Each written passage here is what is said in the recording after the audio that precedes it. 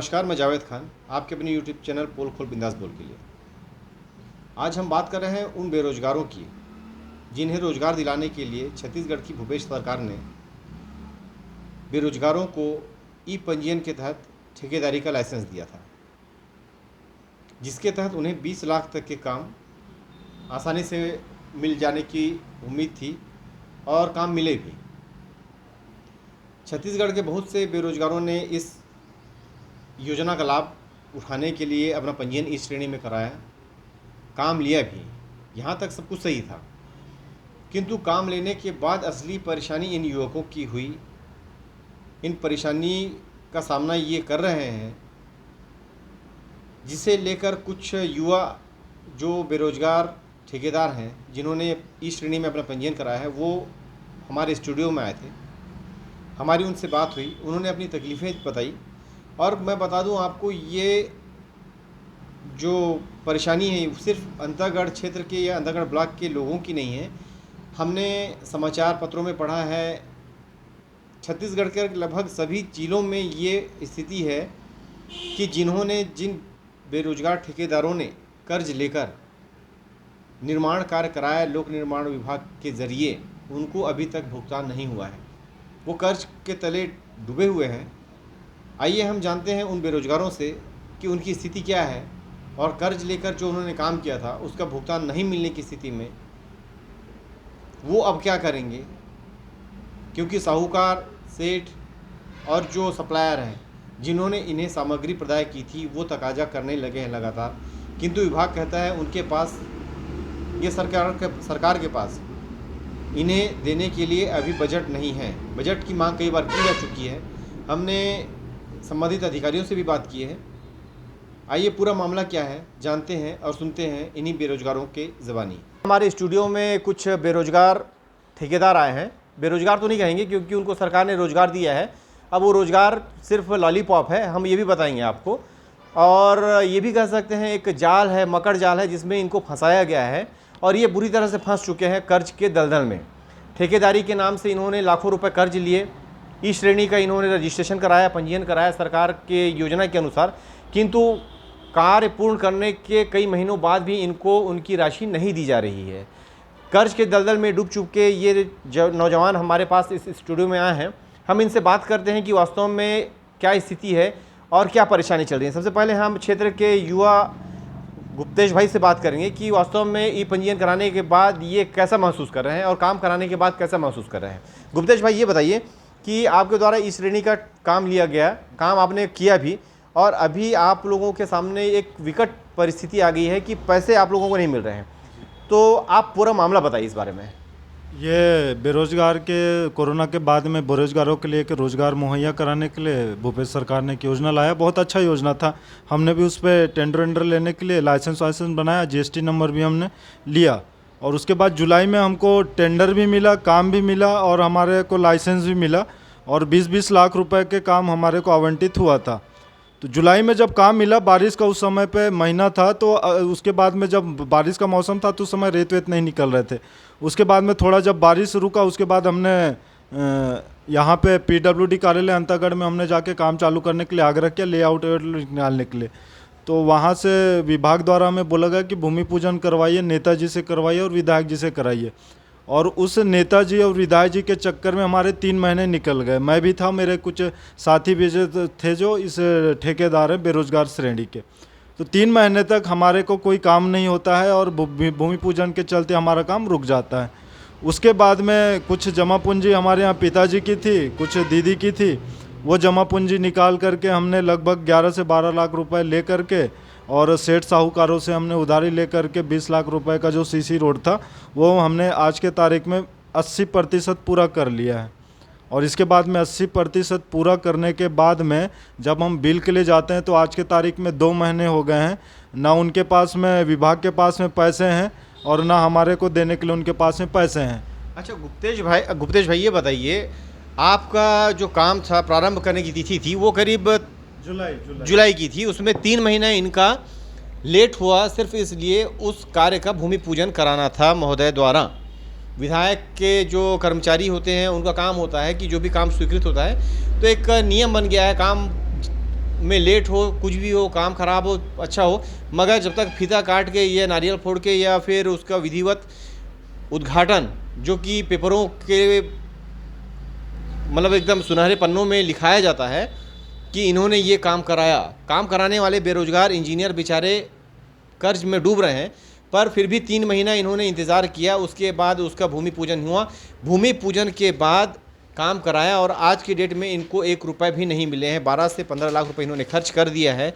और मैं बता दूं, इन्होंने कर्ज लेकर ये काम किया है। अब कर्जदार इनके पीछे पड़े हुए हैं। अब इनके पास क्या विकल्प है ये हम पूछते हैं।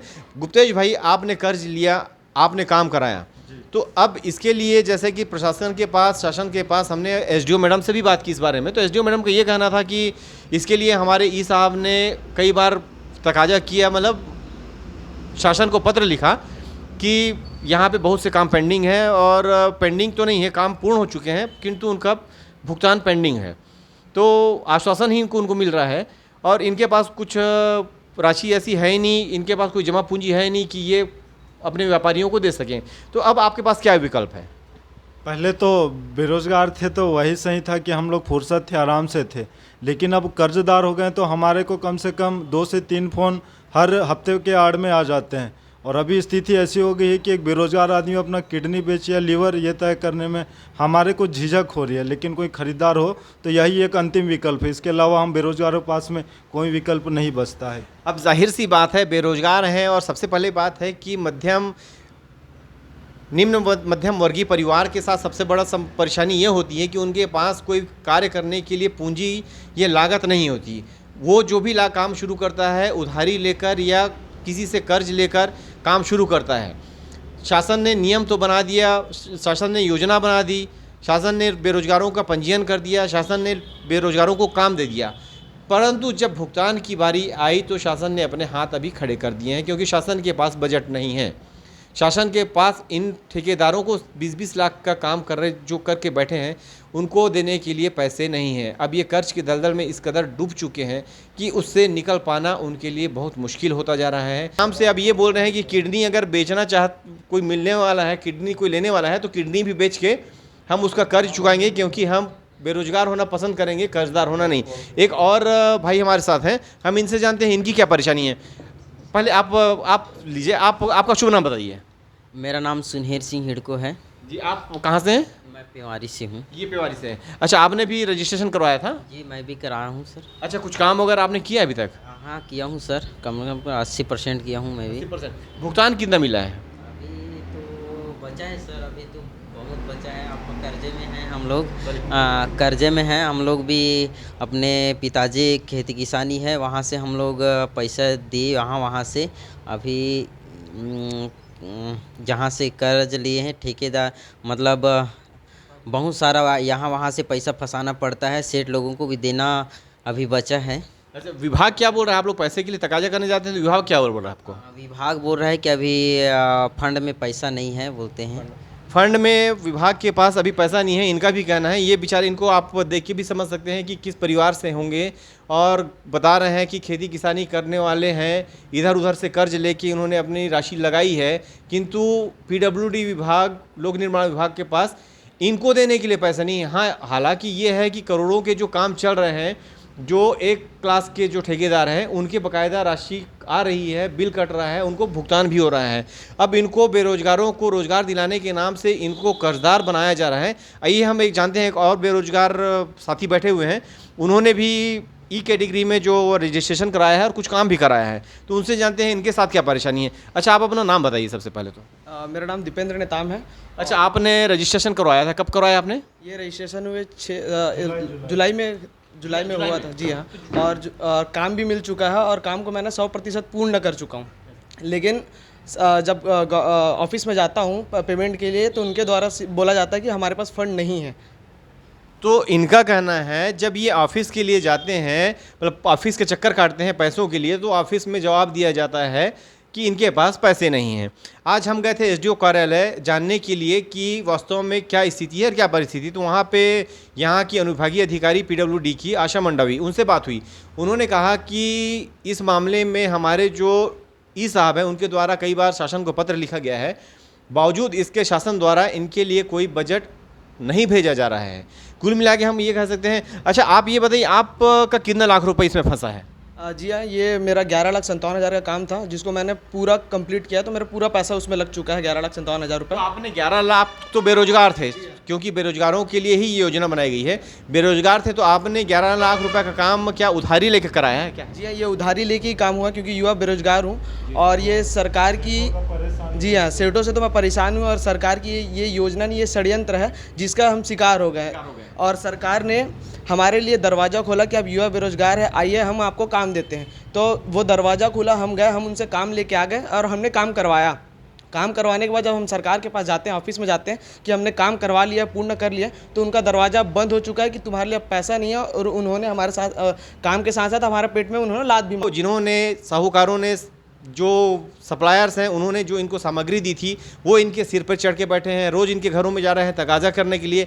जब इनके पास पैसे ही नहीं हैं तो ये चुकाएंगे कहाँ से? सरकार का खजाना खाली हो चुका है। सरकार बोल रही है कि इनको देने के लिए पैसे नहीं है। ऐसे भी हमने सुना है कि छत्तीसगढ़ में भूपेश सरकार की जो आर्थिक स्थिति है बहुत ज़्यादा कमज़ोर हो चुकी है, और जैसे इनकी स्थिति है तो जाहिर सी बात है ऐसे कई बेरोजगार हैं। अंतःगढ़ में हमने सूची निकलवाई तो करीब 12 से 14 बेरोजगारों की सूची हमने पाई।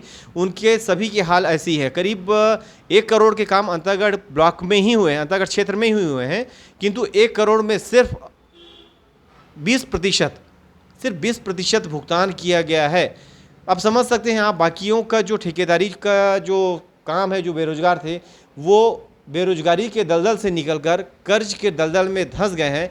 अब उनके पास उस दलदल से निकलने का क्या समाधान है, ये सोचने वाली बात। इन्होंने काम करवाया है, यहाँ करीब आप बता रहे हैं 10 से 12 कुछ लोग हैं जो काम कराए हैं, तो उनके भुगतान में विलम्ब हो रहा है। कारण क्या है इसका? इसका कारण है आवंटन का अभाव है। अभी ये आवंटन शासन से प्राप्त नहीं हुआ है। शासन से आवंटन आते ही पेमेंट हो जाएगा। क्योंकि बेरोजगार इंजीनियर हैं, उन्होंने उधार लेके काम करवाया है। अब जहाँ से इन्होंने सामग्री उधार में ली थी वो उन्हें सामग्री देने से मना कर रहा है और उधार के लिए बार बार तकाजा कर रहा है। तो युवक जो बेरोजगार थे बेचारे आज वो कर्ज में डूब रहे हैं। तो इस बारे में आपका क्या कहना मैम? हाँ, ये स्थिति निर्मित तो हो रही है ना, लेकिन जल्द जैसे ही आवंटन शासन से आएगा तो आपके विभाग द्वारा कोई पहल की गई इस विषय में?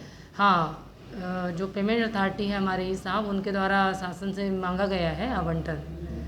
संभवतः क्या लगता है आपको, इस महीने या नेक्स्ट मंथ तक कब तक हो जाएगा इनका पेमेंट? वित्तीय वर्ष के एंड तक इसका पेमेंट की संभावना है। Okay ma'am, thank you. Camera person Alka गर के साथ मैं जावेद खान, पोल खोल बिंदास बोल के लिए।